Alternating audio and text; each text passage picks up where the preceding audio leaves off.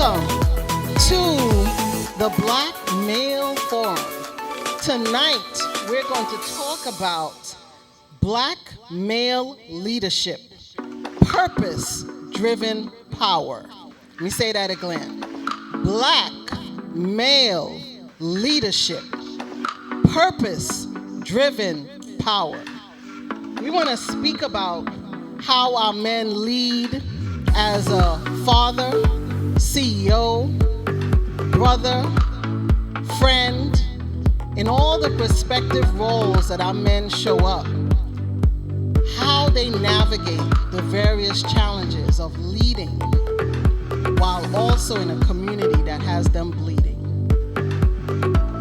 And so tonight, my name is Arlene Connolly Drummond. And I am the founder and CEO of IC Group. And IC stands for Igniting the Spirit to Excel in Excellence. And I see excellence sitting next to me right here. And I see excellence in the room as I look around at each and every one of you. And I know that there's an excellence in our community that is thriving, that is vibrant, that's energetic, that's creative. And we need to celebrate it a whole lot more than just February. So I'm excited to be here. Our company works with individuals, families, nonprofit organizations to help them realize their mission. We coach individuals to ensure that they realize their true potential and true purpose.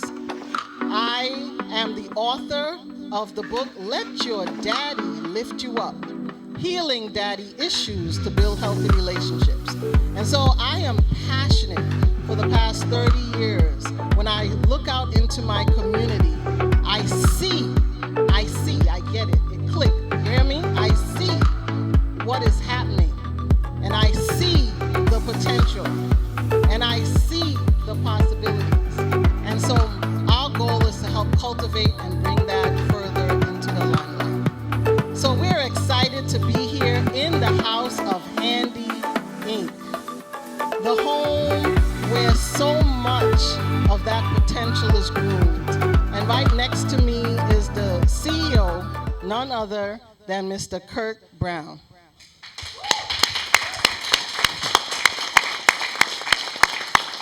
Well, I'm supposed to follow that, so wish me luck. My name is Kirk Brown, and this is Handy. Welcome to a place that builds hope, that is willing to take no matter where we start and make sure we finish strong. For our young people in the house, I thank you for being here. I thank you for sitting through this. I thank you for allowing us to use your house. Handy was formed in 1985 by a guardian ad litem who decided that no matter what happens in a child's life, they should, one, first, be allowed to be a child, and second, be willing to be successful. And so in 2002, we went down a journey of creating case management structures and strategies to work with young people to make sure their future is not halted by what happens in their life, their families, or their communities. And we partner with some of the strongest families and some of the strongest young people that refuse to quit no matter what. And therefore, 78% of our young people complete their post-secondary journey. If you're a youth in the room that completed your post-secondary journey with Handy, please raise your hand.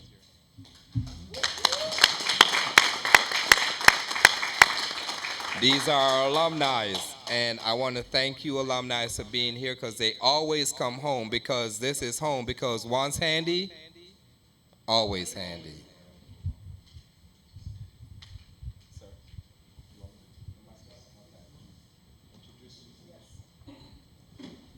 Please welcome Mr. Aaron C. Weeks. Good afternoon. As I was introduced, my name is Aaron Weeks.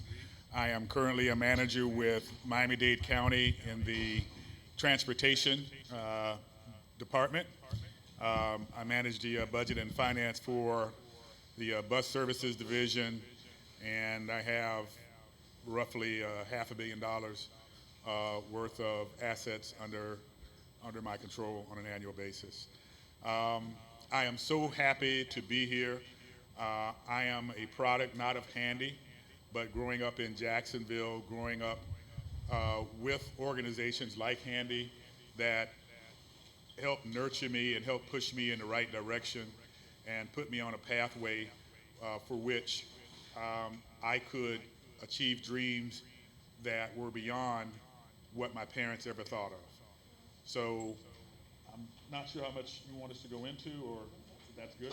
All right. So I look forward to healthy discussion that we're going to have tonight, and I hope it inspires someone, or at least get someone to thinking of what they can do, not only to better themselves, but to better the community for which they live.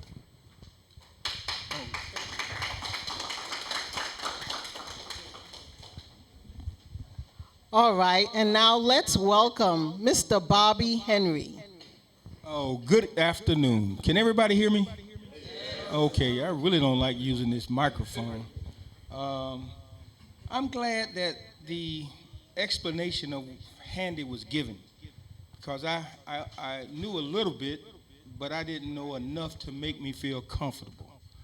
And now that I know enough to make me feel comfortable, I can put this microphone down and stand up and introduce myself. You're live. I'm live? Yeah, you're live. Let's follow Bobby. Stop right here. I Stop right here. Yeah, you can camera. go. Look, man, I'm the publisher of the West Side Gazette. That's Broward County's oldest and largest black-owned newspaper. I'm not a racist, I'm a realist. I believe in telling the truth.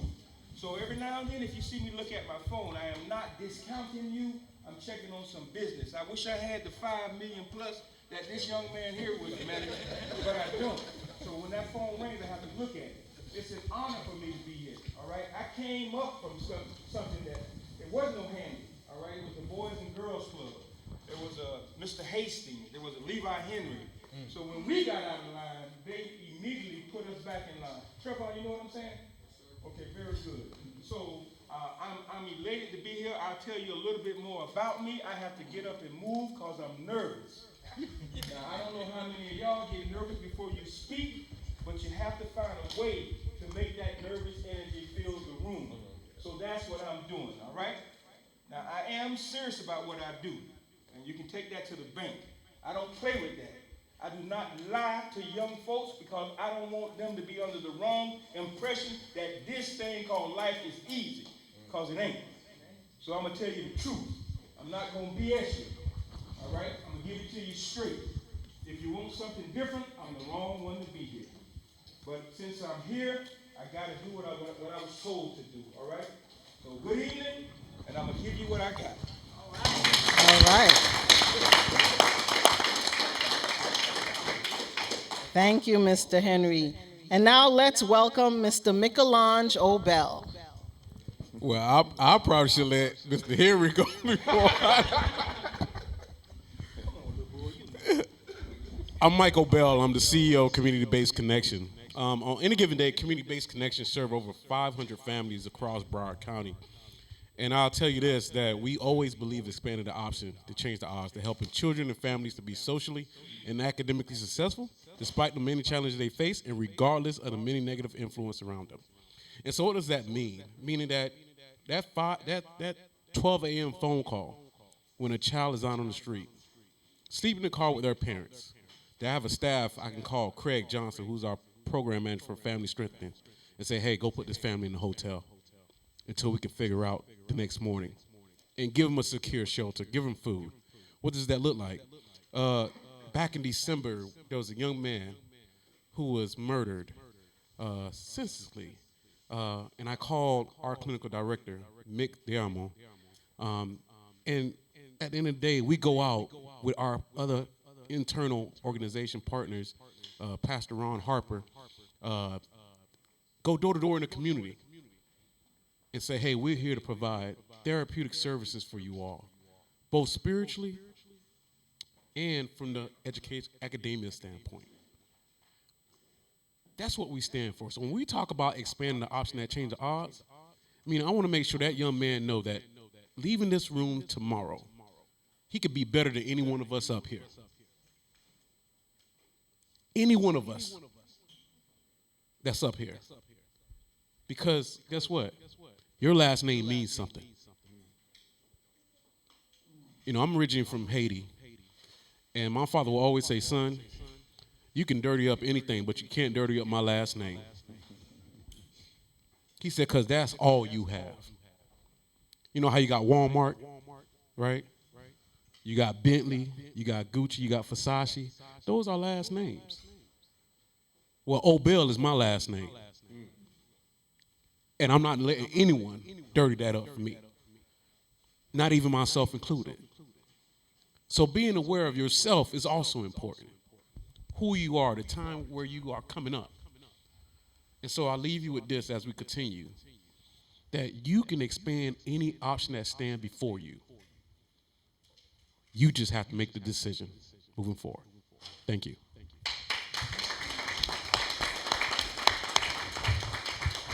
And now please also welcome the illustrious Mr. Eugene Pettis. Good evening. Eugene Pettis. It's been joy listening to my brothers do the introductions. And as I was reflecting on what I was going to say, I think it's important to know the roots from which we come. I was born and raised here in Fort Lauderdale. Went to Stranahan High School, a product of Sunland Park, Rogers Middle School that's no longer there. And I think I'm the embodiment. If somebody had stopped Gene Pettis in the 7th or 8th grade, it would have been, there's no hope for that young man.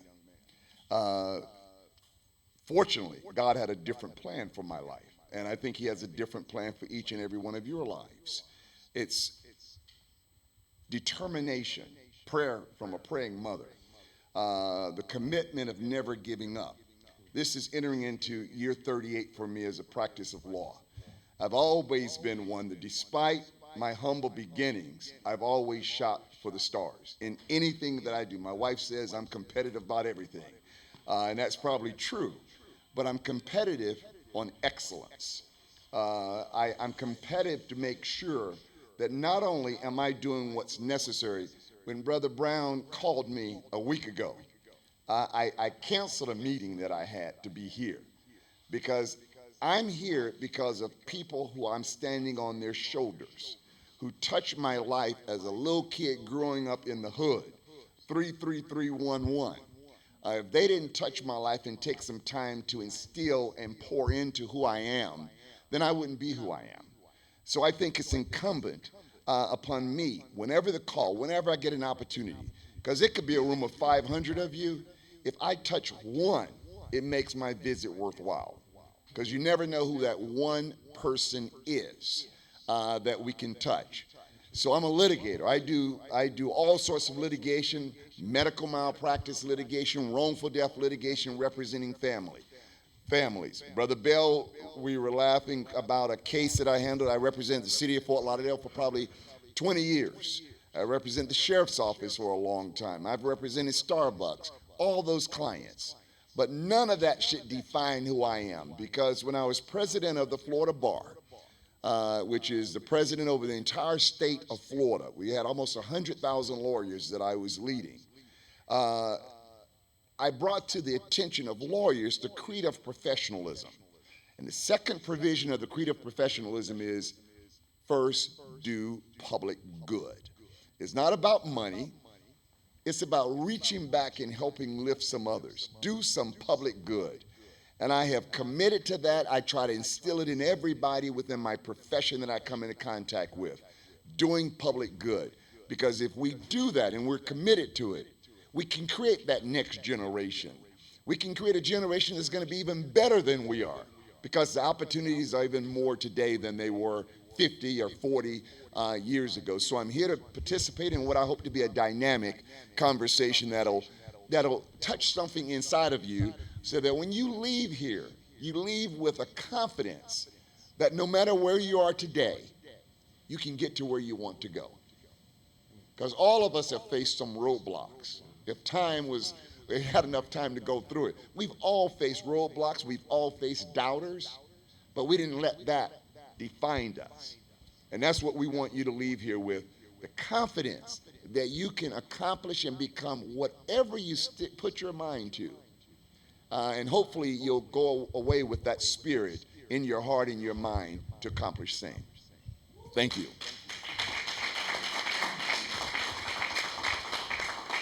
Well, ladies and gentlemen, as you can tell, you have a dynamic panel of black male leaders who don't just lead because they have a title, but our black men lead with heart. And they lead with a sense of consciousness and a commitment and a remembrance of not just who they are, but what the fabric of what created them and what helped them to be where they are today. And so one of the challenges that we know exists is that often our young people, our individuals, our community forget our narrative. And we buy into the narrative that so many people are telling us about who we are. Well, we want to correct that today, and we want to make sure that we keep everybody on notice when they're talking about who we are, that we are able to clearly speak for ourselves and define ourselves and stand up and represent ourselves. And the only way we can do that is if we are operating in right alignment. And so, yes, this is Black History Month, and it is the close of the month, but we are sparking a conversation that has so much breadth, because this is just the beginning of what we are looking to do when we talk about leadership. How do we ensure that we are insulating our community with a consciousness, with an action that shows the greatness of who we are? We will not allow our light to be dimmed, not on my watch, and I'm hoping not on your watch. And I'm definitely not on the watch of any of these gentlemen sitting here. And so you may be asking, how am I here? I'm here because I'm passionate about our community. And I'm passionate about families. And when I think about families and I think about community and I look out in our community, I'm concerned about where our men are. And I'm happy to see the sisters thriving, and we're doing great. But that's what we've always done. We are thrivers. We get it done. But we come alongside together in partnership. And what it looks like when we do it together, we are powerful. And so we want to work on some of that healing and restoration of what it looks like for leadership. So in this conversation, I want to just highlight, before I ask Mr. Kirk Brown to say a little bit about who he is and then pass the mic down in this question I'm going to ask all the gentlemen. Some of the challenges that are facing our black male leaders. We have racism and discrimination. It's facing all of us. It hasn't gone away. And I think in some days I'm looking and I'm like, is this 1950s? Is this 1940s? Are we back in slavery time? Because it's not the 60s, because if it was the 60s, we would be riled up and ready to go about the stuff that I see going on. So we have racism and discrimination that's real, live, and real. We have a lack of representation. When black male leaders are in their positions, are there enough other black male in their level who can help guide and support them in navigating the hallways and the different places that they have to go? So representation. Also, there's always in our community a lack of access to resources, right? And then, of course, we have societal pressures. Society places a lot of pressure on all our members of our community, but there's a particular pressure that has been placed on the backs, the necks, the shoulders, the arms, the legs, the feet of our black men. And this has been going on historically because there's an awareness about the power that our black men carry. And there's an intimidation from many who are concerned about that power. So in that vein of that statement, I want to ask each member of this panel, can you share with us the challenges that you have faced in your role on your sojourn to lead, transform, grow, and make an impact in your community? What have been those challenges, and what are some nuggets you can say about how you've overcame them? Mr. Brown. So Kirk Brown, Ely High School graduate. So can you hear me in the house? Okay, great. So challenges. I think one of my greatest challenges, my first one was I had to come to the self-actualization that my own people are not used to being led by a black male. Miss Arlene told me to say that again. My own people were not acculturated or used to or assimilated to be led by a black male. And I remember if I wasn't thinking about self-actualization and my own growth, I would have been offended. But this was one of the first greatest challenges where I just sat there and I was like, what? Right, one of those moments. So that was one of my challenges. And I really congratulate the sister for bringing it to my attention. She was like, I've had several supervisors, but I've never had you. And I was like, how is that even possible? I've had several leaders, but I've never had a you. And that's when I realized, oh, wow, I'm a you. Right? And so that was, for me, one of my first great challenges. And I think my second greatest challenge was the imposter syndrome. It showed up. It showed up, and when it showed up, I was like, because I was sitting in a room of people, and I was like, whoa, you the street rat from Jamaica. You're the homeless kid. Look at the room you're in. How is it possible that you're here?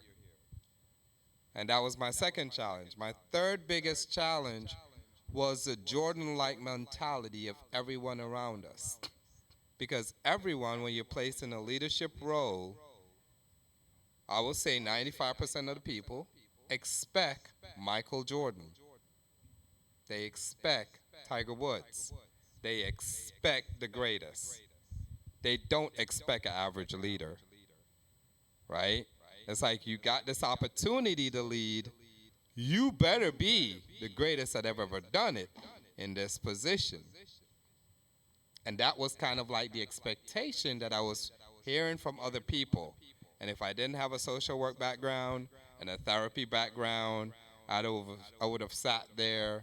My board member is right next to me, Aaron. I would have literally just fizzled out like, what? I can't have average days. What do you mean I can't have average days, right? And I want y'all to keep it real now. I'm looking down the line. I want y'all to keep it real. Don't let me feel like a unicorn up here. Like, you know, everybody expect that Michael Jordan moment. So I'm going to pass the mic. So, as Mr. Pettis said earlier, there have been a lot of different challenges, and we would never get to another question if each of us just went through half of what those challenges were. But I would like to, with respect to the question, I'm going to answer it and phrase it a little bit differently and try to answer it from the standpoint of what were the things I think prepared me for those challenges and allowed me to get through them, and what kinds of things I learned from going through them. And I'm getting close to retirement age now, so I've had moments of reflection, just kind of thinking back on my life and, you know, how good was it? How good has it been? And was it what I thought it would be? And those kinds of things. And I grew up also a competitive person. I played sports. I was fairly successful at sports growing up.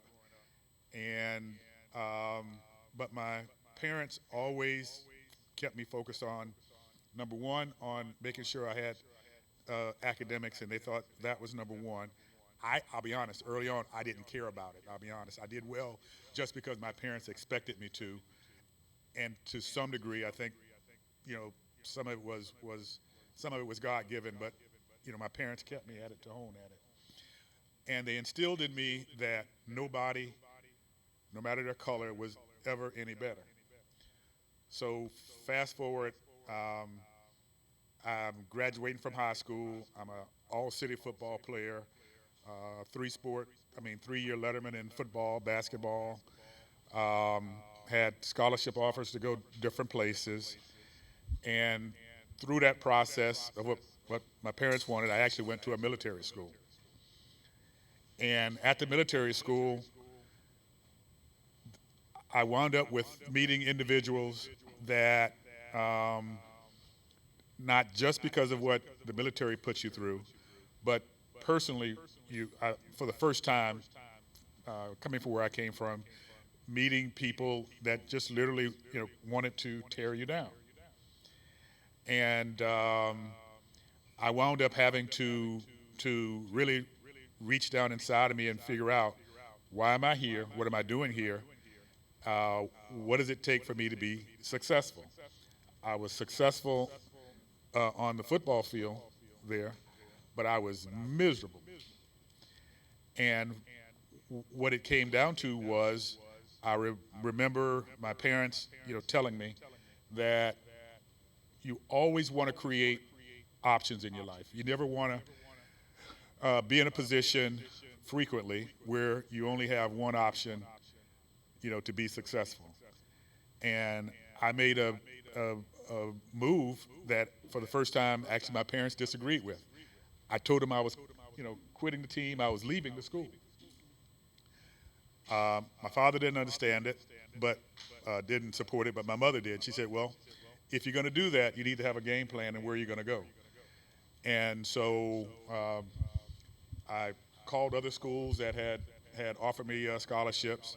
I had some to say they would, but I was actually leaving the school in the middle of a semester. And so only one school stepped up. And that's how I wound up at Florida A&M University with my brother here. They said, listen, if you're committed to come here, and you're coming here for the right reasons. I spoke to Dean Mobley, and she gave me a long lecture. She said, it's not going to be, any easier here than where you were, academically, and you're going to have to dedicate yourself because, literally, this is a chance for you to redeem yourself. And that's what I chose to do. So that was one of the things I did. But what I got out of that was, I had put myself in a position where I had choices. There were people who had saw certain things in me, whether it was through sports or academics. I was, I think in the history of my high school, one of only about 10 people that our school has honor graduates, one of 10 people to graduate both as an academic honor student and as a sport honor student. And so I had options there. Fast forward, went to school, did well there in school, graduated, became the first person to go out of college into the executive management program with Citibank Citicorp in New York City. At that time, it was the largest financial institution in the world. And I thought I knew about competition. I had no idea what competition was. Every move in that program that you make, so many people, it's all calculated. Folks are looking, who's going to be on the next team that is rising up through the organization? Do I want to, meet with you after work? Do I want to spend my time, on you? How are you performing in the roles that you have within the bank? And people either gravitate to you or they gravitate away from you. So the politics there was something that I had never had been confronted with. I was able to, again, successfully complete the program, and then had another big, huge, life-changing moment where I'd gone through this bank program. I'm in international marketing, and a gentleman wanted to put me in human resources. Nothing wrong with human resources, but I told him I'd not gone to school and not gone through the program in order to do that. His thought was that I could be more valuable to the institution by helping to recruit more people that looked like me into the bank. Again, something which I enjoyed doing. I had done that during my 2-year period, but I didn't want to make that my career.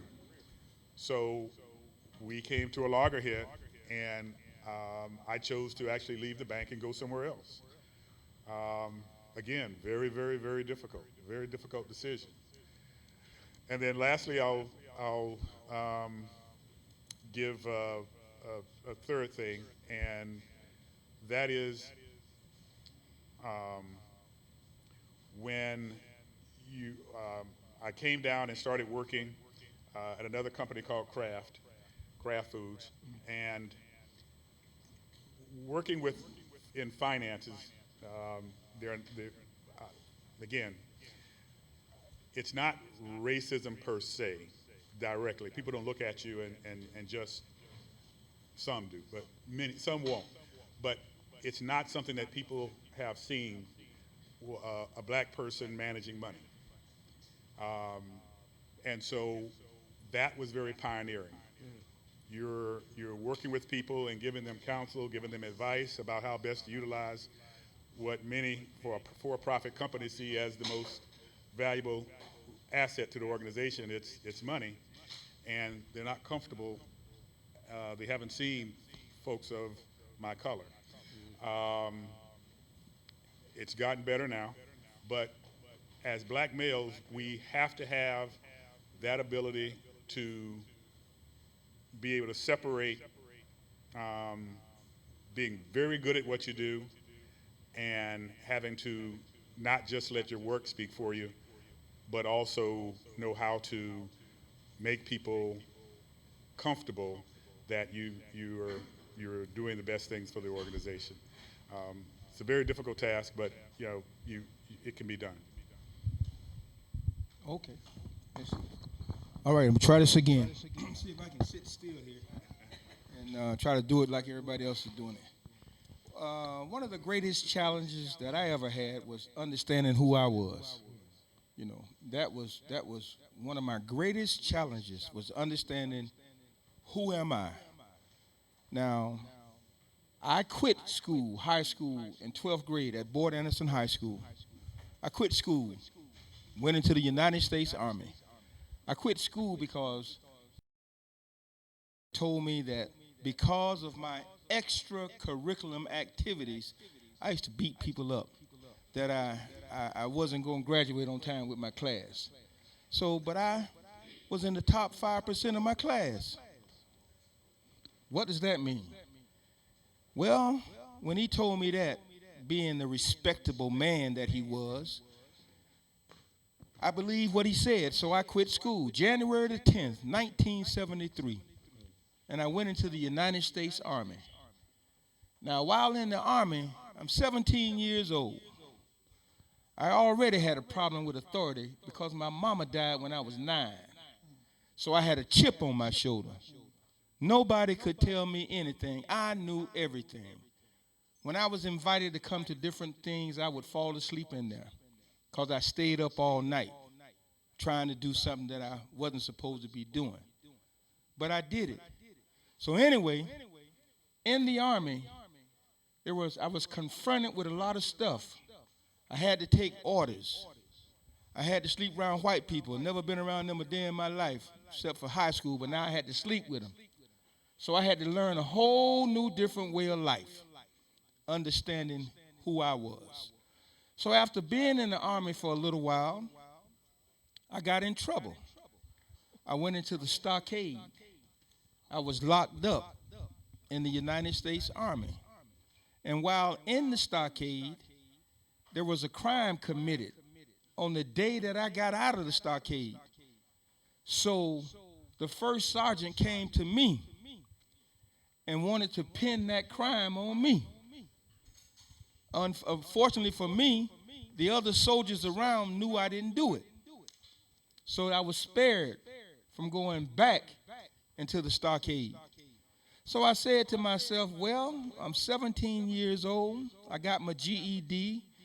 I received my high school diploma before my class did at Boyd Anderson High School in 1973. So I began to think, I said, I wasn't too keen on following instructions.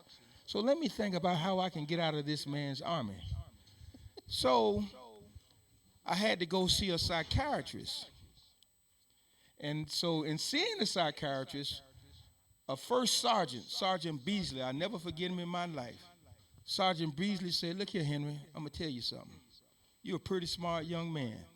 And if I was you, what I'll do is I'll go in here and answer a few questions like they want you to, and then see if you can get a general discharge under honorable conditions and come out of this man's army, because this place is no place for you. So I listened to him, and I did everything he told me to do. So after I was in for a length of time, I received all my benefits except I can't be buried as a veteran, all right? Everything else I get, but I can't be buried as a veteran. I said to myself, what the hell? When I'm dead and gone, what's going to happen anyway? So anyway, I stayed in there. I got that. I got out. I went to Bethune-Cookman College and won a scholarship, a football scholarship. Won a scholarship. All right, thought I was all that. My roommate got killed. I went to Florida A&M University. Got cut by Rudy Hubbard. I got cut. Now I'm crushed, right? I'm this all bad player. You know, I can do anything. But I didn't make the team, so I was cut. I was going through on a spiral, winding down, doing some things I shouldn't have been doing. A whole lot of partying, a whole lot of other stuff, and got kicked out of school on academic probation. So I said, oh boy, now I got to find out who I truly am. My dad and them started the newspaper in 1971. I left school in 73. So the family business was going on, but I took it upon myself that I wasn't working for my daddy. I knew more than he did, right?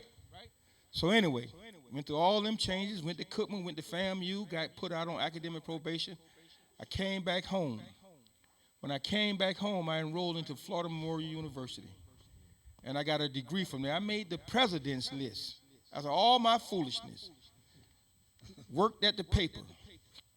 Did everything I could to figure or try to make up for all the wrong that I did, because I began to find out who I was. I began to understand that I was not just here for me. I was here for other people. And it took me a while to understand that. Bunch of hits upside the head, hard falls, wondering if I was going to make it to the next day or not. Going through all of these changes. And one day I got on my knees and prayed real hard. And God began to show me, look here, boy, you got a talent. You might not be the football player you want to be. You might not be this, you might not be that. But you can be what I want you to be. And that was a messenger. So from that point on, I became a messenger to tell the truth and to speak it any kind of way I could to get it across to you. If you were falling asleep while others were talking to you, I would find a way to get to you and have a conversation with you, because I'm just like you.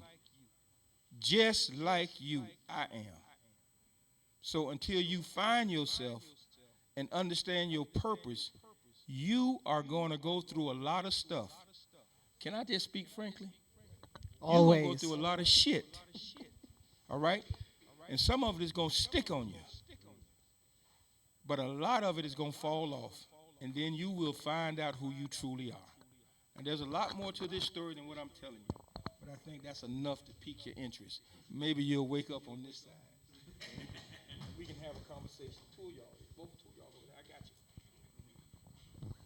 So I think for me, the opportunity I see in some of my childhood experience and adulthood experience is that I struggle with belief. I had a brother. My oldest brother, I'm the youngest of 5. So my oldest brother, I watched him go to federal penitentiary, and he's still in there, still to this day. Now I have served 18 years. He ran the streets. Thought that was the way to do it. Second oldest brother didn't learn from my first oldest brother. He thought he had better skills. He ran the streets, and they got him deported back to Haiti. Third oldest brother had one incident and was like, yeah, that ain't for me. Became a truck driver. Fourth oldest brother decided that now I'm the smartest of all y'all. And he was very smart. But found himself doing a 13-year bid, and I had to raise his daughter. So then that left me. And one day my father said, I was 13 years old, I'll never forget it. My father was wearing a V-neck white shirt with some brown pants and his favorite flip-flops, painting the house on a ladder. And I'm holding the bucket of paint. He says, son, you're going to be a failure just like your brother. And for me, I was like, Daddy, how could you say that? Why would you say that? That hurted me to the core. And I remember going in the room crying because my father said these words to me. Now, my father's old school Caribbean. If you know any old school Caribbean, you already know what I mean by that, right? It ain't never good enough for them. Never, until they say it's good. So I said to myself, there's something has to change. And so I told my father while he was on that letter before I went in the room and cried, I said, Dad, I promise you, I'm going to be somebody. And so I got my high school diploma from Pompano Beach High School. Only went 4 days a week. You know, graduated with 3.5 GPA, full ride academia scholarship. My father showed up. Mom was so happy. She took a picture. Daddy like, okay, you ready to go? I'm like, Dad, you ain't going to take a picture with me? No. Why? I did that with your brother, and he ended up in jail. So, went off to college, to Iowa. Cold, freshman year. Now, I told you I'm a Caribbean boy from Haiti. I don't know anything about no negative 30-degree weather. Black ice. I don't know anything about that. But I know about a promise I made to my father. So my mother asked the football coach, because I said, since I'm on here on academic scholar, let me play a little football while I'm here. My mother says to me, and the football coach, how long do you think it's going to take? I said, Mom, you can't ask that kind of question. He like, boy, shut up. How long is it going to take for him to finish? I said, well, it normally takes athletes about 4.5, 5. Nah, my son going to be done in 4. I was done in 3.5. I used my last semester just to take yoga, chill, and do frat parties. I'm a member of Omega Psi Phi. I'm going to tell y'all what it is. Hung out, went to frat parties, traveled. I enjoyed my senior year. See, while everybody else was partying every Friday and Saturday, I used that time to be in the library. Because one, I knew all the papers was going to be there because everybody was partying. And then two, those would be the same jokers that's going to be paying me to tutor them. Because they was partying on Friday and Saturday. But I had to go. And so from there, I went off. Finished, got my bachelor's degree. And then my father came, took a picture. It was like, okay. No, it still wasn't good. It was average. And so he took a picture. He said, all right, keep going. And I looked at my mom. She was like, son, this is my degree. I said, Mama's happy. Why Daddy ain't happy? But Brother Pettis, it wasn't good enough. So then I go get my master's degree in public administration, business management, and psychology. My mom said, son, how long will it take you to get this master's degree? I said, Mama, this is master's degree. This ain't bachelor's. So don't be trying to put no timeline on me. I said, Mom, but they say about 2 years, 2.5. She said, no, I ain't going for that. I said, you'll be done in a year and a half. I was done in a year and a half. I used my last semester to do what? Party. Because I felt like I worked so hard, this was my way of paying myself. But that wasn't the most proudest moment. The most proudest moment was when I showed up for graduation, I heard my daddy from the rooftop saying, my son, Michelangelo. It was in that moment. I knew he tricked me all along. Because he realized that he had to do something different with me that he did with all my other 4 other brothers. And sometimes we forget that people really rooting for us. They just can't always tell you rooting for you because sometimes we use that as a crutch. Well, you're going to be there for me if I need you. You're going to be there if I need you. And sooner or later, they're going to be like, well, I'm tired of being there for you now because you haven't done any work. People invest where the train is moving. People invest where the airplane is going high. People invest where they see other buy-ins from others. So when I lost my father back in 2014, 4 months before I got married, it was the most devastating thing for me. Because none of my brothers had been married. So for me, I always felt like I needed to do, not just for me, but for my brothers as well. I had to carry that torch. Here I am, youngest of 5. So I realized something in that moment. Now, I'm going to be real. I didn't want to get married after I lost my father. Everything was planned. I was like, man, forget this. I don't want to get married. Daddy gone. What am I going to get married for? And my mom did the old, come on, let's go talk in the room. You getting married. Because you just in your feelings right now. But this too will pass. But it hurt me most when I lost my father, when I had my first son, my first child. You know, there's an honor when you sit among a king and you birth a baby boy and you can hand it over to the king. I never got that opportunity. But I know his tradition and his spirit lives on. See, some of us deal with daddy issues and we never really talk about it. Because you want to see your father, you wanted your father to see you achieve certain success. You wanted to see your father be there when you hit your first shot from the three-point line. You want to see your first father to see when you want your father to see when you get that A grade when you come home. Or you want to see him your first rap lyrics, whatever the case may be.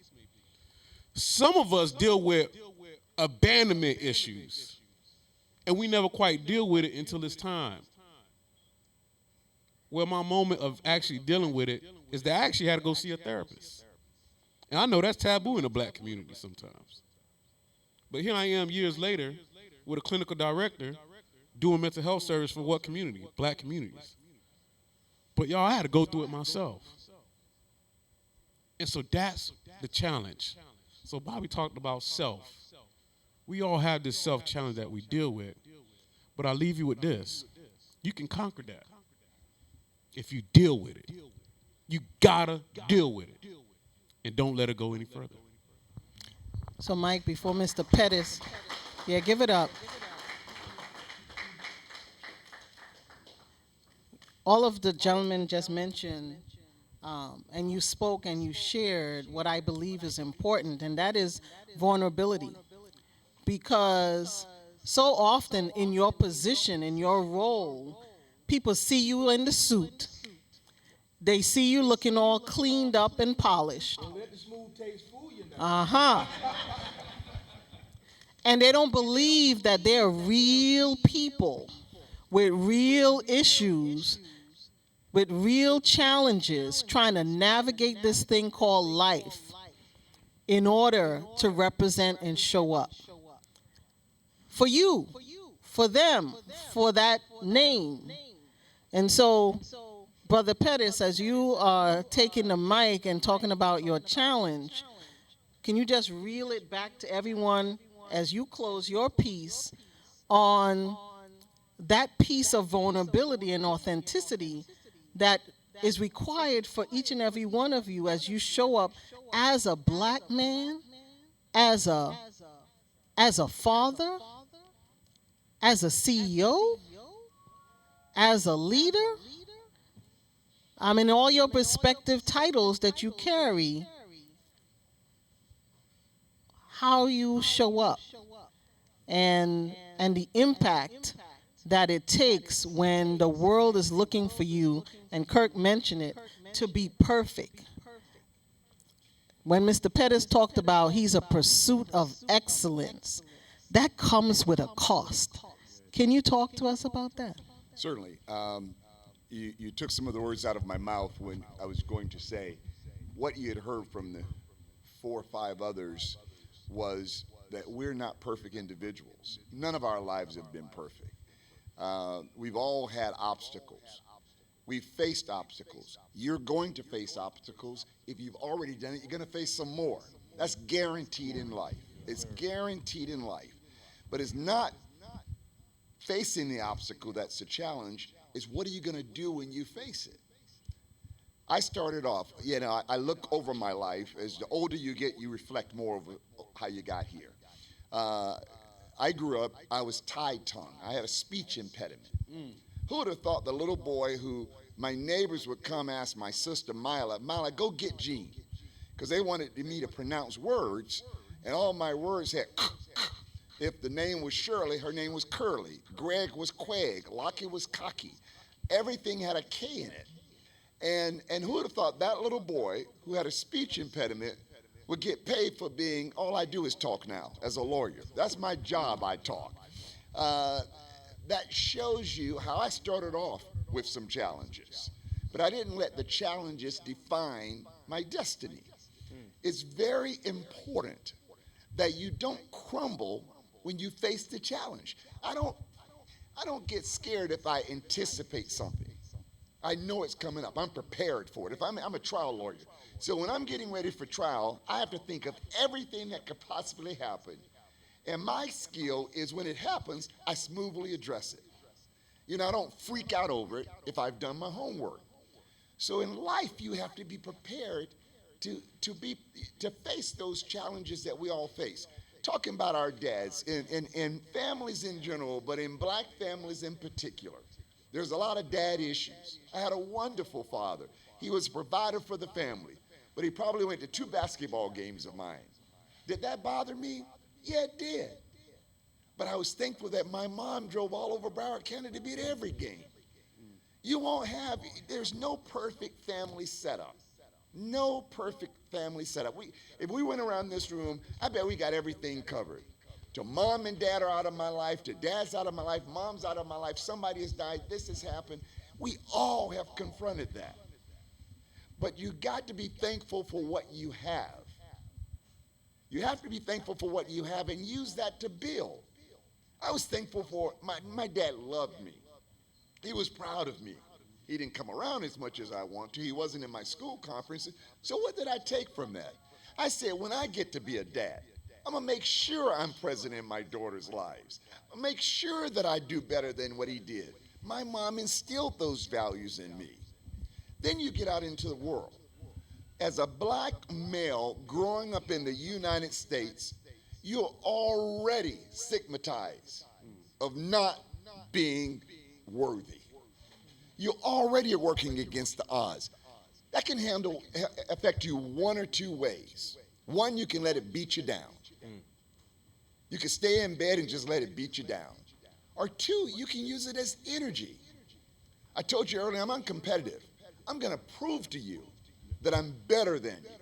I'm going to prove to you that you can't define me. I'm going to prove that the labels that society places on us are not going to define who I am. And that's what you have to do. Do we have our challenges? Yes. But you got to be able to, that vulnerability of admit where your weaknesses are. But just as any muscles in our body, if you want to get stronger, you work on it. You work on it. And wherever your weaknesses are, work on it. Don't say, well, just because I can't speak, I'm not going to work on it. I'm just going to stutter the rest of my life. My mom put me at that table every night. I had to pronounce words. And now people pay to hear me speak. Think about that. Think about that. You have to be prepared. If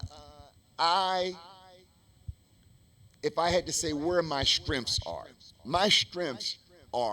I'm a creative person, I'm a visionary, but I want the world to be better. I want the world to be better because I live. If anybody had to get up at the end of my funeral, at my funeral and say something, the one thing I want to have lived the life. I don't want them to say it just because, but I want to have lived the life that the world is better because he lived. That should be all of our goals. I don't care what your background is. I don't care who's with you, who's not. Who's ever in your life, and may not even be in your household. It may be a teacher. It may be Mr. Brown here. Find something that lifts you up. And find something that gives you that belief that I am somebody. We've heard that. But believe it inside. My mom always told me you could be anything you want if you believe. I could hear her telling me that 1,000,000 times over. If you believe. So I have in me an innate belief, whether it's true or not, that I could do anything I want to do. That's how strong my belief is. And if you carry that into any classroom, if you carry that into any conversation, if you carry that post-education into any boardroom, here's what it looks like.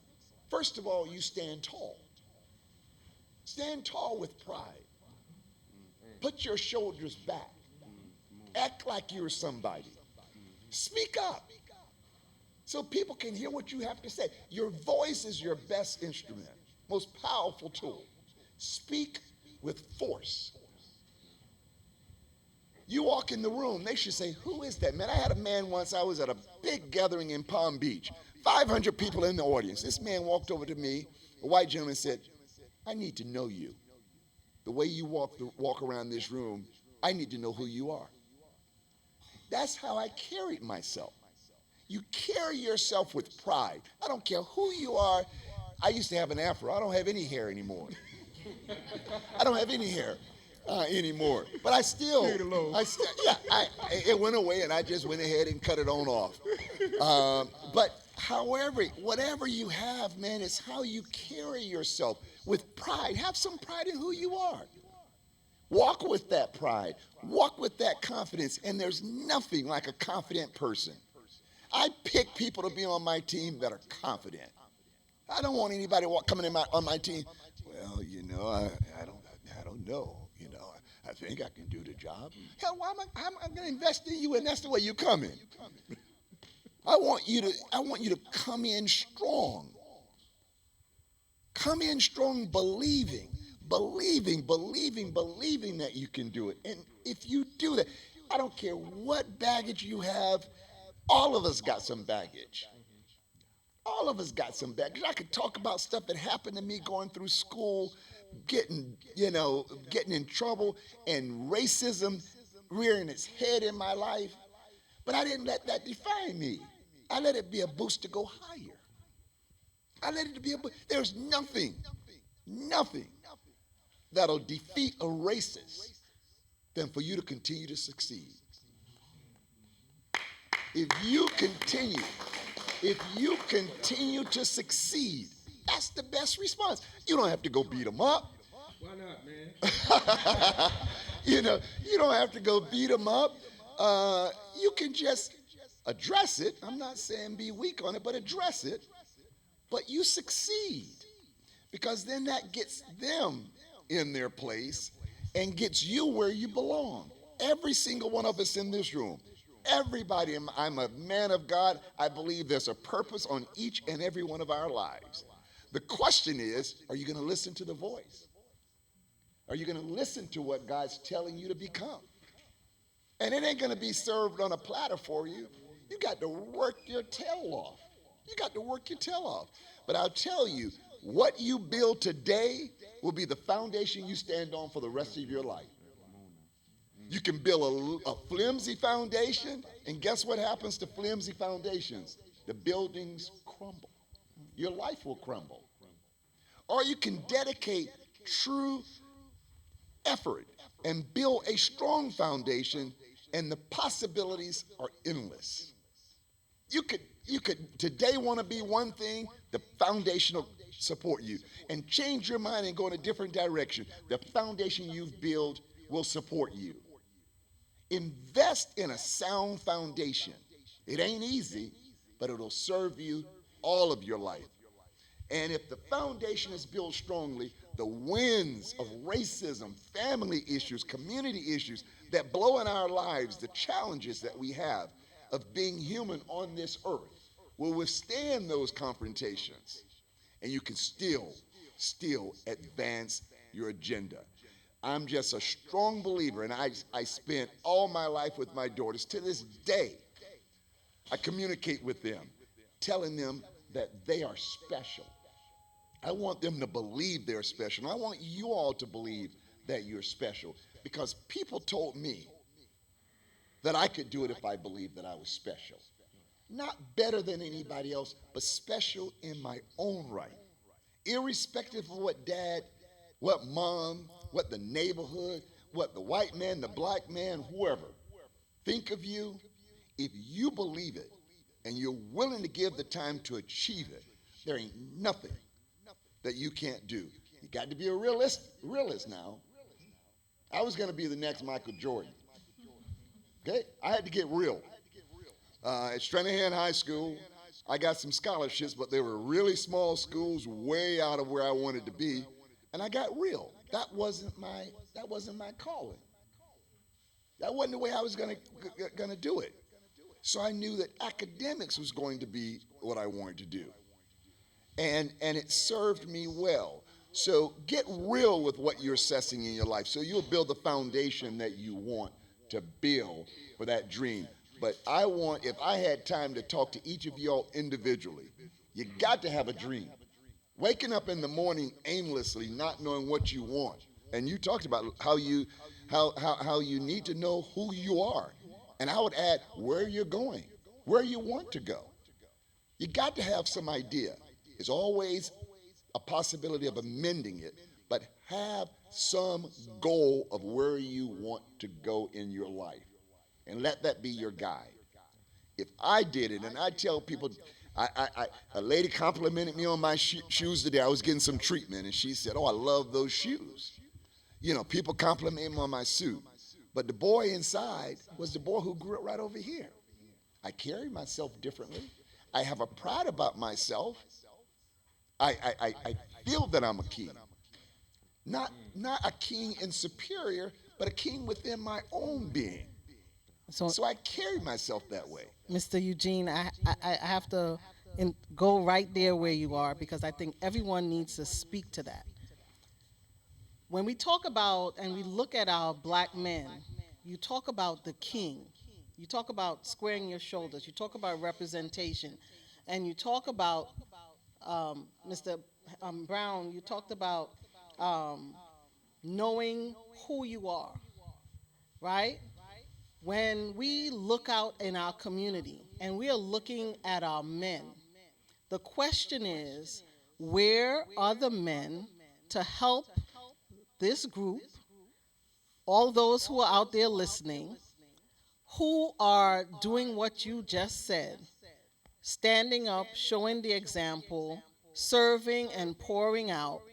My question to each one of you, and I just need one word: what is the one action that you take as a leader in your role to show up, not just for yourself, but for your community? What's your one word action, Mr. Brown? Eugene, she gave me one word. You gotta see him. Build on that. You got to see what? You know, Kenwan's sitting right there.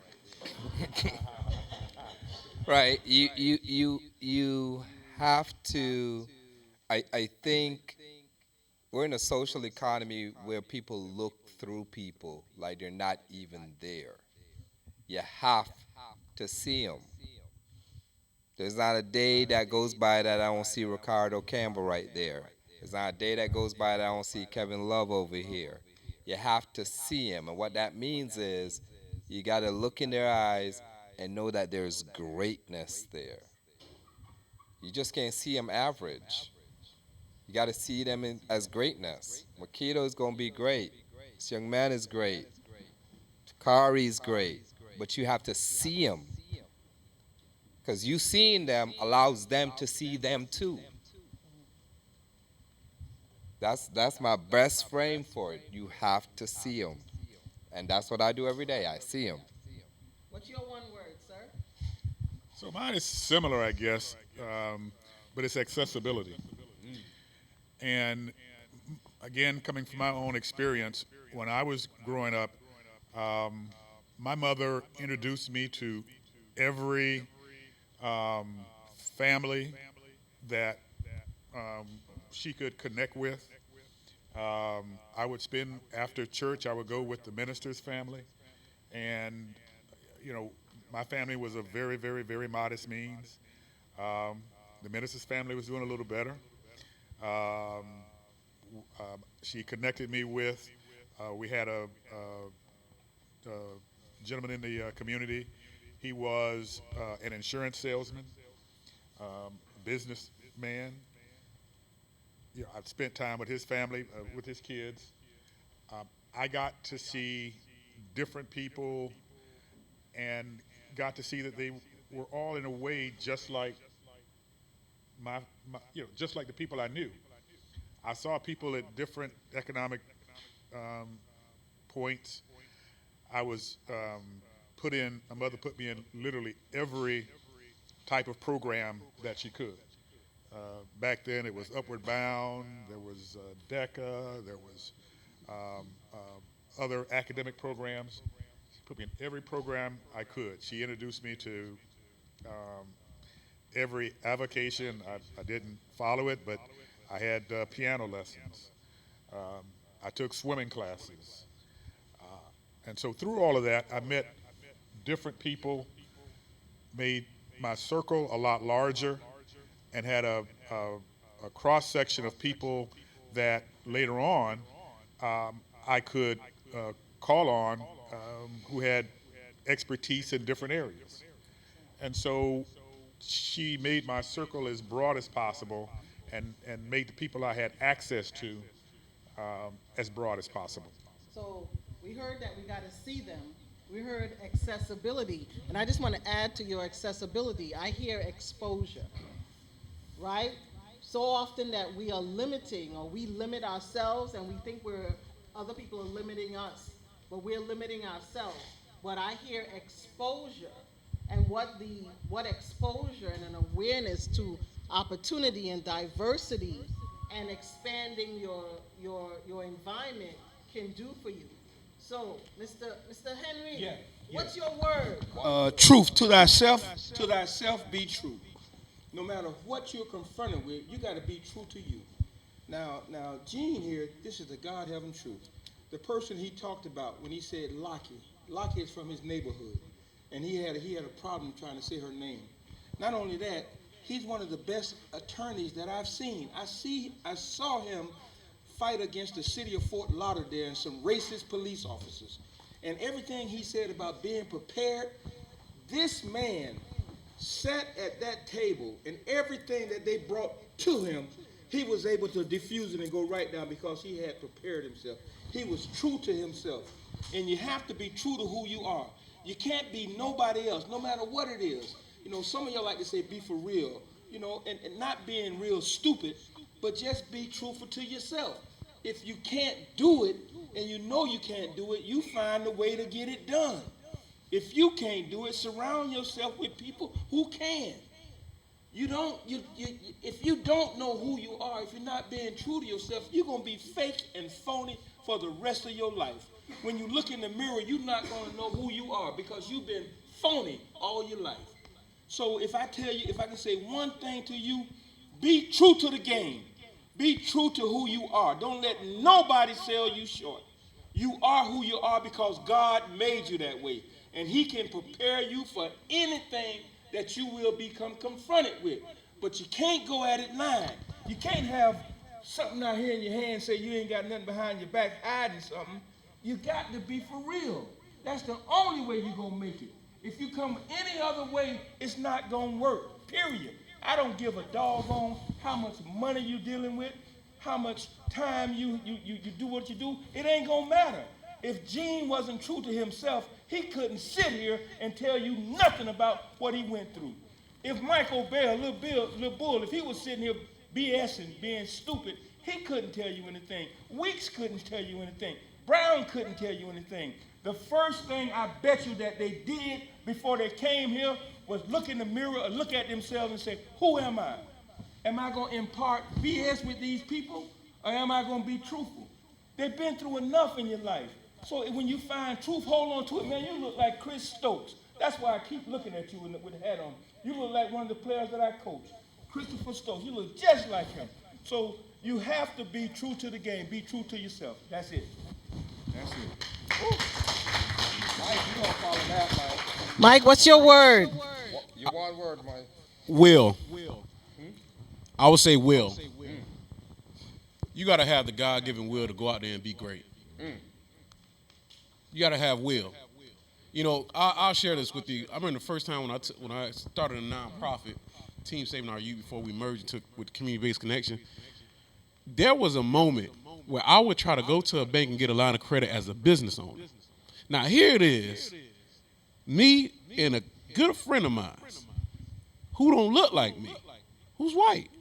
He goes in with jeans and a T-shirt, and he gets a line of credit. You come in with a three-piece suit, you can't get nothing. Now ask me, how do Bobby know that? Now ask me, how do he know that? But that was my situation. I went in with a three-piece suit. And a bow tie. Three-piece suit. I ain't have a bow tie at the thrift store. at a thrift store. But I had a, right. I upgraded, right? But seriously, I went in with a three-piece suit. Say, hey, here's my financial. Now, I knew my credit score was better than his. But they wouldn't give me an opportunity. And so I had to have the will. I had to increase the business, increase the profit margin, and then go in and say, hey, now talk to me. And even then, they wasn't fair. But I took what they gave me because I needed to start somewhere. See, everybody think you just arrived. But everybody forget that you had to have a will to be great. Will to be astute. Will to not give up. The will to wipe them tears away and keep on pressing on. Because I'm going to tell you, any one of us up here can tell you, we don't have some moment when we put our head down and say, man, I don't... Hey, Mike, man, you're going into the place where all these people look at you in the suit and they don't believe that these men up here function with real emotion, are real people living real life situations. Because here's the thing, Arlene. Sometimes it's your own people who do it to you. Well. Sometimes it's your own people who do it to you. And then there's times it's those other people who do it to you with their policies and procedures and everything else. See, they fight by rules. See, you want to fight by fists.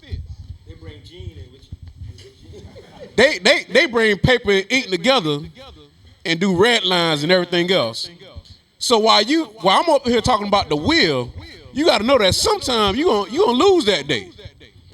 But you can win if you have the will before the week is out. Because I can tell you, many times I have called Kurt, call Arlene, call Bobby, and call Rich, and say, man, you know what this mother... And in that moment, I got to go back in my office with people who depend on me because they got to feed their families. And say, I can't be that two-something level thrower. I can't go to war like that. I got to be strategic. You got to be strategic. But in order to be strategic, you got to have a will to fight. And so I just leave you with that. So you just touched on something before, Gene, and you can add it, and Kirk is going to build on it. What you talked about, you have to be strategic, because it's a different type of war, right? Absolutely. And so your strategies have to be different. So as black male leaders, the strategies that you have to utilize in order to navigate and try to win for your community and win for the causes that you're passionate about If y'all could just lean in on that, Gene and then Kurt. Certainly. And for the one word, I was going to say determination, but a different perspective than Brother Bell. Our society is based on magazines, entertainment things on TV, with all these artificial impressions they show us. And we come to believe that they got everything together and we don't have a chance. Well, it's a lie. It's a lie. When you look at the success of anybody, you can, Bezos, Steve Jobs, Bill Gates, all of those people have had failures in their lives. We see them at the end. We see them with the one thing that worked. And we get discouraged because of the fact that the media makes us think those guys woke up and hit a home run. Well, no, they struck out a lot of times. Don't get deterred because you strike out. There's another round of at-bats. You're going to get another chance. So I want you to know determination. But to the point that you just, the point that you just raised, it's critical. It's critical that you prepare yourself. It's you know society is going to look down on you. You know they're going to think you're less than even. You walk in with, you're an African-American person of color, and there's a white guy. Guess who they think is the leader? They think the white guy is leading. That's just our society. Even though you're the senior person, you could be the business owner. Their brains have been conditioned in many instances, and I'm generalizing, but so many of our fellow white brothers and sisters have been taught all their lives that one's superior to the other. I've seen it. One of the things that hurt me the most was when my daughter, who's a lawyer, was in court and had a bailiff to say, "Why are you in this line?" She said, "I'm getting an order from the judge." "You're a lawyer?" "Yes, I am." "Show me your bar card. You don't look like a lawyer." Now, how does that feel in 2007 or 9? I bust my butt for the profession, and women are still going through that. Males are still going through that. So what do? You have to prepare accordingly. You can't fall into the stereotype that you're going to be late, that you're going to have your application half done, grammatical mistakes all over it. You got to be above and beyond reproach. You got to have every I dotted and every T crossed, above and beyond, so you eliminate the stereotypical things that they're talking about. Because even if you got it all done, you're going to face challenges, as you just heard from the previous speakers. But I think what we need to do is make sure that you're ready for the fight. How do you get ready for the fight? You prepare yourself. You put whatever the application is, whatever the challenge is of your life, you got to go through it. And the old saying is you got to be better, multiple times better than they are. It's true. It's true. It's unfortunate. I think society is unfortunate, but you got to be prepared. I'll pass it over to Brother Brown. Okay, so Brother Gene, so I have to say this. It's exhausting. I'll be the first one to say it. I put a suit on in the morning before I put a suit on. Say that again. I put a suit on in the morning before I put a suit on. See how quick I hear Bobby's nerve on that one? Because it's exhausting, right? And this is the room where we keep it real with our young people. Mentally, I put a suit on every morning before I put my suit on. And I tell our young people here, and I tell my staff here every day, the person who thinks first wins first. So for God's sakes, start learning how to think. Stop being emotional.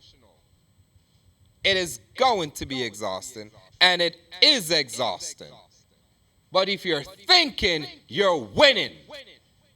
If you're not thinking, you're losing. There is no gray space. There's no TikTok video for it. There's no celebrityism in it. There's not commercialized. Eugene, I remember when the T182 calculator came out, right? These young people don't know about it. But I remember being in my class, and the professor said, this kid was like, why can't I use my calculator? He was like, if I let you use it, you'll never understand Pythagoras' theorem. And back then at Ely High School, I was like, he's right. If you don't have to think about it, you won't use it. If you don't use your brain cells, you lose them. We use our emotions real well. Go on Google right now and just Google funny memes about organizational problems. You get like millions of videos. Google solutions for organizational problems. Get small videos. You want to know why? Because people who don't think are used to finding problems. People who think find solutions. Right? People who think find solutions and get paid for solutions. You are hired for answers, not questions. I'm going to keep it real with you. You're hired for answers, not questions. So start thinking about the answers. Start thinking about how you're going to be the answer. We understand what that means.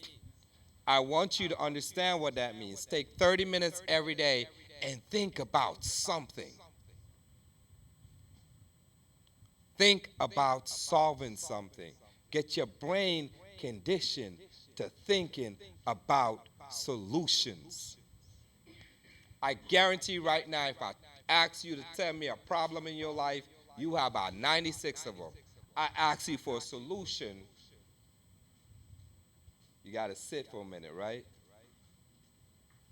How many of y'all get paid for solutions sitting right here? Every day. Every day. Every day. How many of you hire people for solutions? Every day. That's why it's not exhausting to me after my 30 minutes of putting on my mental suit. But Kurt, I mean, we can even go a step further, right? Because you have the mental suit, but here's a part where folks miss out on. Collectively working together. We going there. Listen, Go there. You can't Now he's standing up. You can't get it no other way. He's going to do a Q-Dog step in the middle. You can't get it no other way. If you do not work collectively together, you'll be treading water. Meaning, there's times I'm calling Kurt and saying, hey, I got an idea. Or he's saying, hey, I got an idea. We need to put ourselves together. Right? This time I got to call Bobby and say, hey, listen, I'm doing something great. Tell me what the fee is, and I want to put it in the newspaper because I need exposure for what I do. Because I got to raise money as a nonprofit leader. So every time, the more exposure I get, sad to say, the more money I'm raising. And guess what? Normal, predominantly white papers don't want to cover a small black organization like mine. Because I don't have FPL sitting on my board. I don't have J-Mark's owner sitting on my board. I don't have that. So I got to work collectively with others and get the exposure. And guess what? I don't have big-time attorneys who can go out and do litigation when someone is doing me wrong on a contract. So I got to call somebody like Gene Petty and be like, hey, this is what I'm working with. If you can't do it, point me in the right direction when someone can. You got to work together. The problem what we have done over the years is stop working together. Amen. Amen. Because you feel like you all you got. Not realizing we all we got. Because if my son go down tomorrow and you can't help him, it's part of the problem. I should be in a position where if something happens to you, I can say, bro, come over here and work with me. But we got away from that kind of stuff. Marcus Garvey had it right. He knew the more we work together, the further we can go. Think about this. Garvey sold newspapers. It was known all over the world at a time where ain't no way a Jamaican cat like him should have been popular. Because he was doing some unorthodox things that people, even black elites, couldn't agree with. They're like, oh, we can't get close to that Negro. That W.E. Du Bois had to work with the government to get rid of him. That crab in the bucket mentality got to go. Because see, we're sitting up here today, the five of us. I'm sure we can call on each other to do anything. It has. But here's what they're not telling you.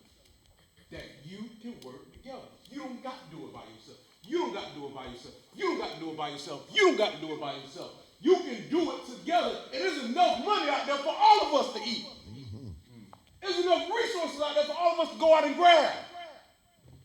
But for so long you've been taught you don't need nobody to do it. They lie to you. They sell you a hope, and they keep the dream. Don't tell me heaven ain't out here. Heaven is. I don't got to die to go reach heaven. Heaven is right here on earth. And I'm going to tell you why. Because I see people live it every day. Not even about the big men, but being able to travel with their family for months out. Being able to be among their friends and do all these business deals while you and your friend looking at each other like crab in a bucket. Bruh, you don't have to do it by yourself. Sis, you don't have to do it by yourself. And we need to stop pitting brothers and black sisters up against each other. Mike, how do we do that? Because the challenge is Well, I ain't sorry, but I ain't sorry, but the challenge is we can't be sorry when we speak truth. The challenge is that we have forgotten what collaboration looks like, and the trust has been eroded, or the trust in many cases have been broken. And so when you as a young person took a minute to trust somebody and they broke your confidence, broke your trust, that shifted a little bit of your desire to say, I'm going to reach again and seek for someone to help me, right? But you got to still push, because you may have had one door closed.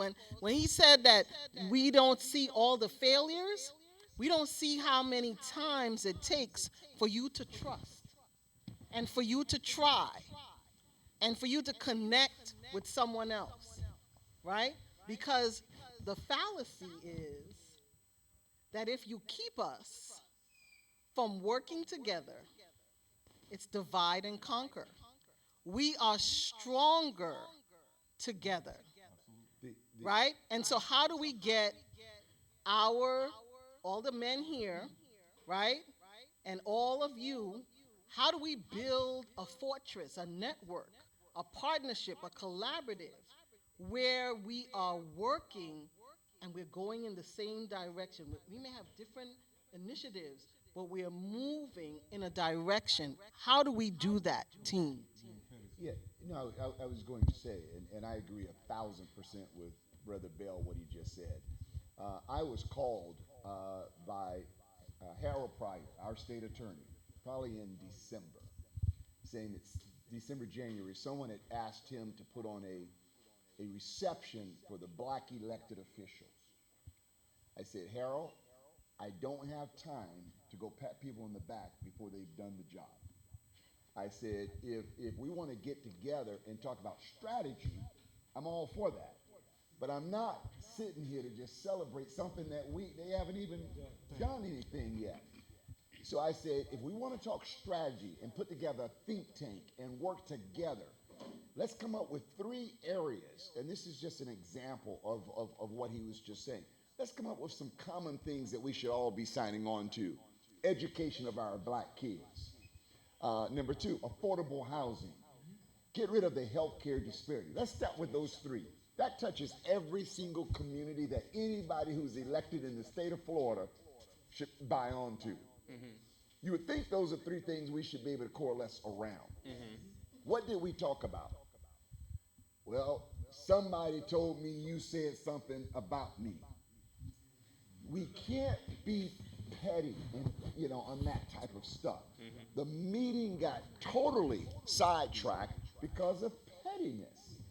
The same is true for you all as young folks. Somebody's not going to act the way you want them to act.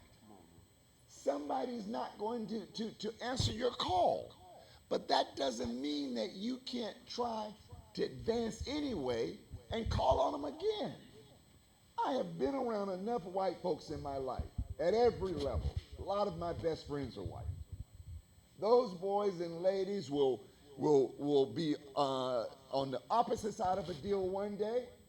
One of them's going to lose out, but guess what's going to happen in the morning? They're going to be back friends, ready to cut another deal with each other.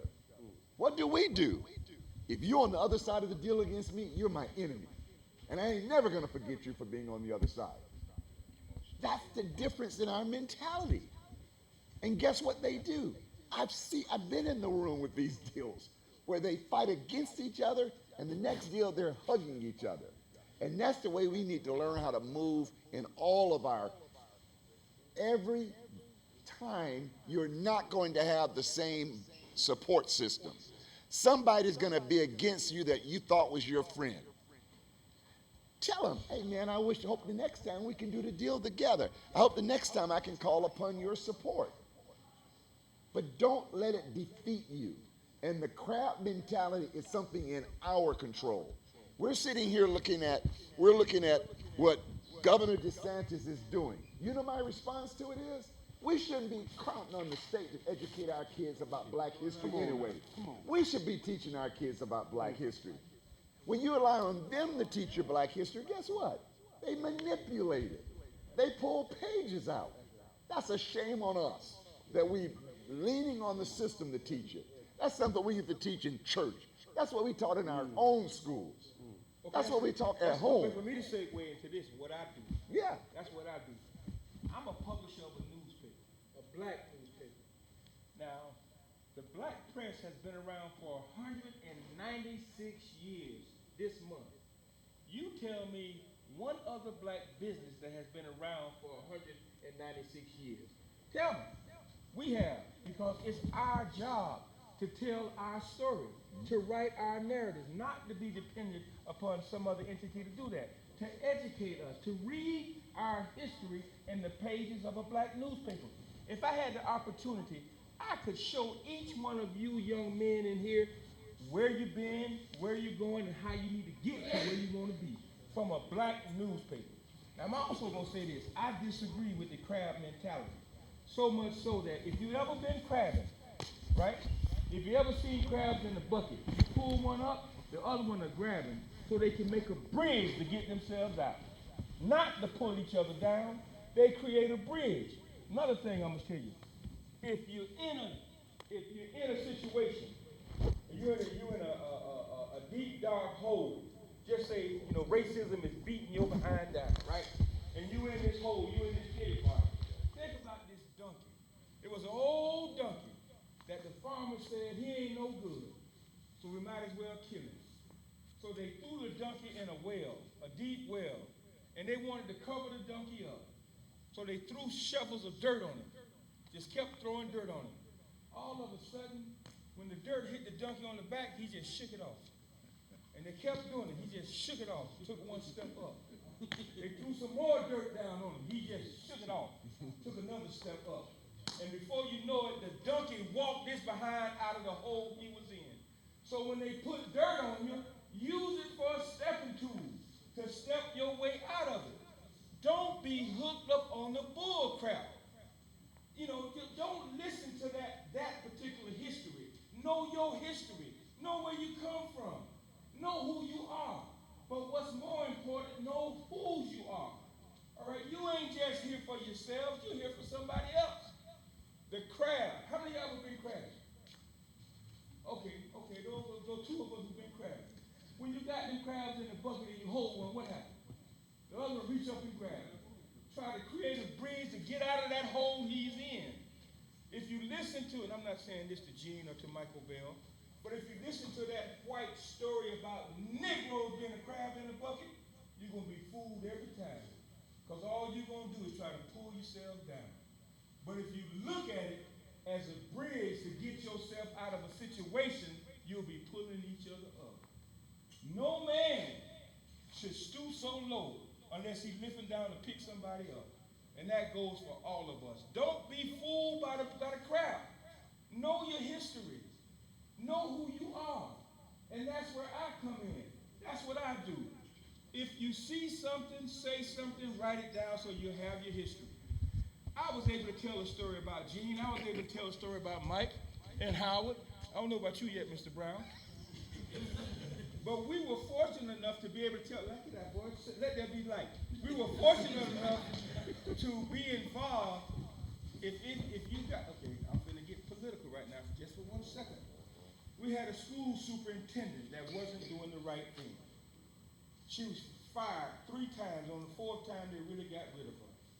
Well, we helped in doing that by telling the true story about what was transpiring with Broward County school system. That's one of the proudest moments of my life as a journalist, as a reporter, to be able to say that we helped create a positive situation from a negative situation by telling the truth. And that's all we can do is to tell the truth. All right? I'm gonna sit down now. I should have been going a long time. So we have one last question, and then we're gonna leave. We have a guest of honor here. His name is Richard Charlemagne, and he wants to ask a question. So, Mr. Charlemagne.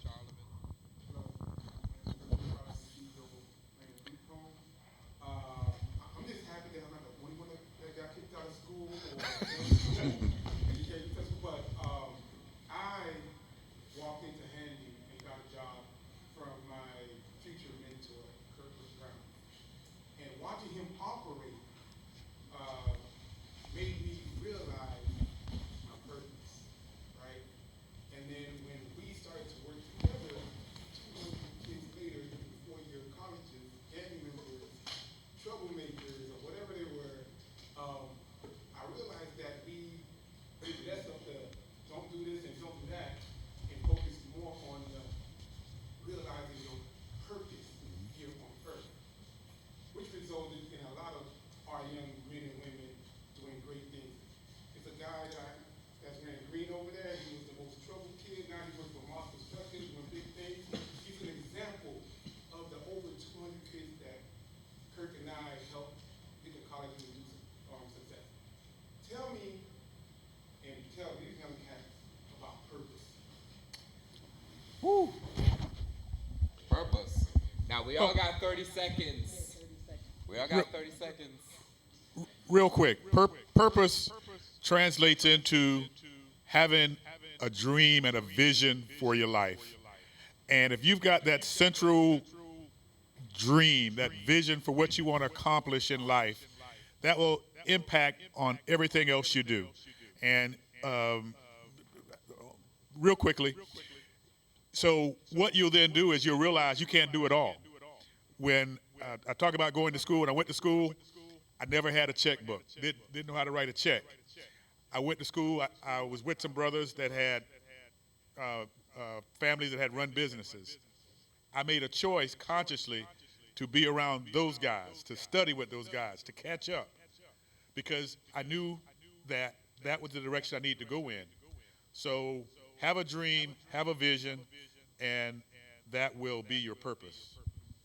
Eugene? I think, purpose, you have to be intentional. You have to be serious about what you're pursuing. You can't half do it. You're not going to get anywhere in life. None of us are going to get anywhere in life without committing 110%. So purpose, whatever that purpose is in your life, and it may require meditation, prayer, conversations with people, studying. You got all these cell phones, study something positive. Look up different things and understand that where you start may not be where you end up.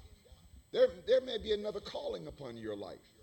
Listen to the voice, listen to the spirit within you to pursue that purpose.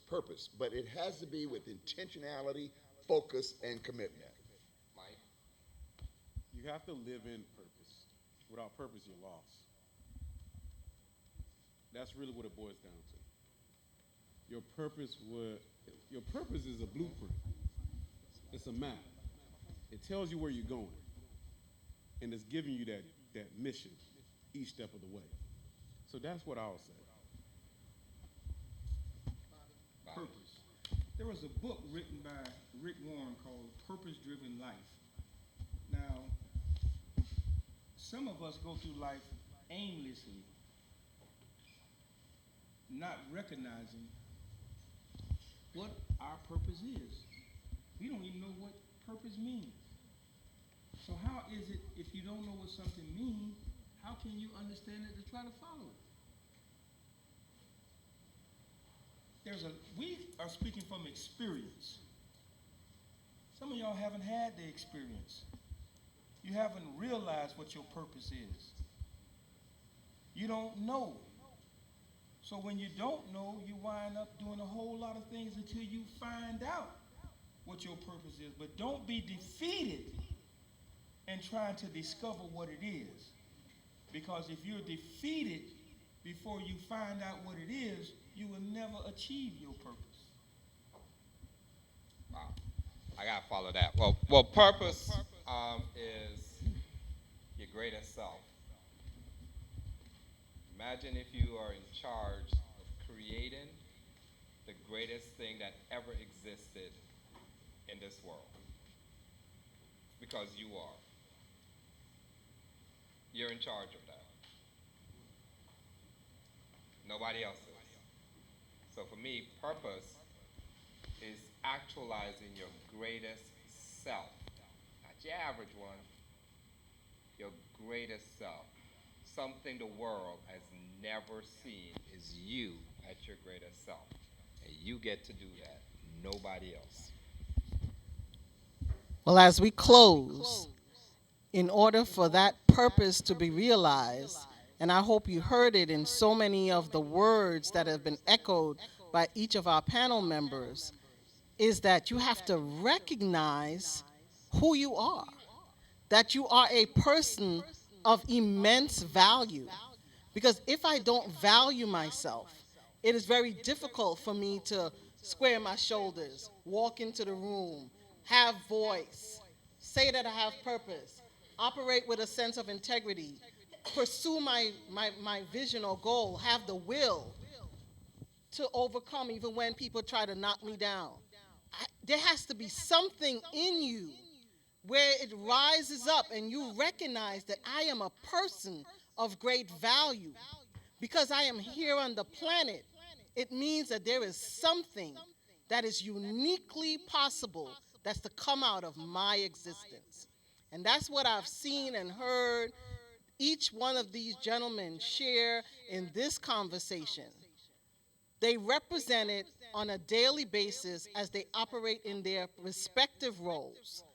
They demonstrate purpose, will, integrity, excellence, and they recognize the history and the backbone and the legacy of those who came before them that have allowed them to be. And so when you are looking out for that hero, for that influence, for that individual who can help give you exposure, right, and opportunity, you have to build linkages with individuals of substance because they're all around you. Individuals who have substance are all around you.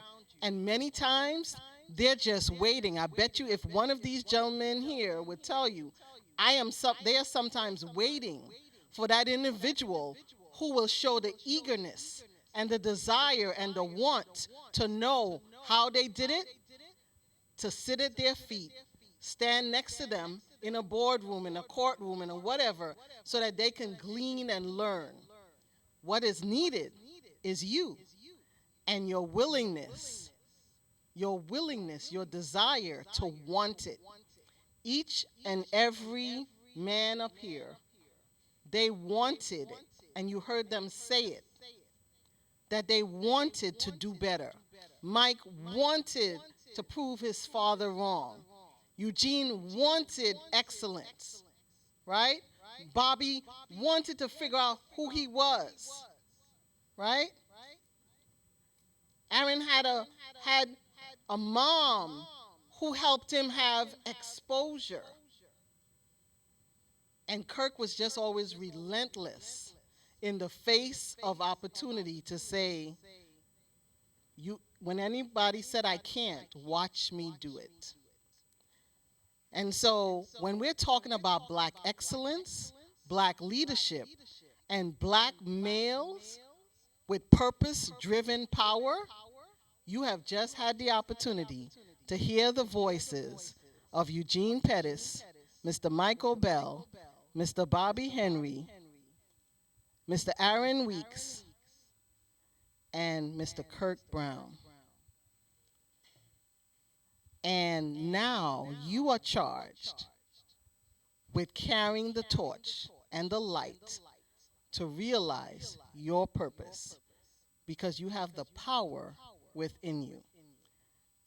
I am Arlene Connolly Drummond, and tonight we have lit a flame. We have put on a spark, and now each of us are going to connect with you to ensure that purpose-driven power is growing in Broward County, in South Florida, and we all are leaving a mark. And we're not leaving anyone behind, because as Bobby just said, we're pulling each other up. Mr. Brown. Thank you, everyone, for coming. I know our young people got to get out of here. Your drivers are here. It's almost 8 o'clock. Alumni, everyone else, please stay back. We could have a conversation. For our panelists, gentlemen, Eugene,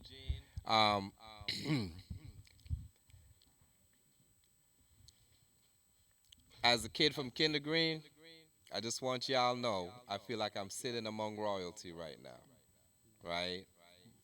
For those who don't know, that's Pompano. I feel like I'm sitting among royalty, gentlemen. All I did was pick up the phone, called, you answered. Let's continue to teach the world how we do that. Thank you for being here. Thank you.